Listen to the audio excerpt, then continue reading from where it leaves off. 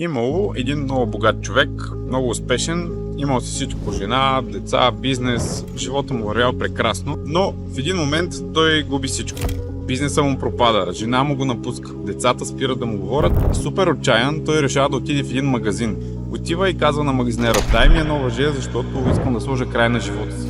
И той го пита защо, какво се случва, и той казва: живота ми пропада, искам да приключи. Тогава магазинерът дава му въже, но също му дава и една бележка и му казва: точно преди да решиш да се обесиш, отвори бележката и я прочети.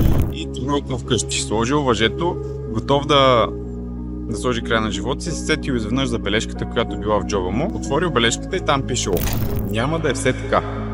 Изведнъж този текст някакси дал надежда в човека, решил да не слага край на живота си. Живота му обаче взел да тръгва на добре.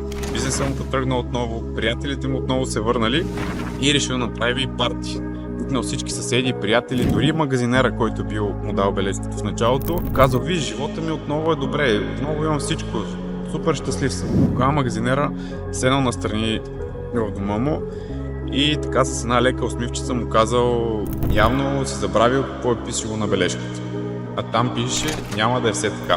Извод, до който аз стигам и наблюдавайки живота, е, че много често ние си мислим, че когато нещо ни върви в живота, нещо ни се получава, някакси ни идва едно самочувствие и си мислим, че винаги ще е така, ние винаги ще сме на крилете на успехите си, но истината е, че няма да е все така. Когато сме най-долу, когато никой не вярва в нас и ни е най-тъжно и най-безсмислено и безцелно, също трябва да помним, че няма да е все така и ще има и хубави дни.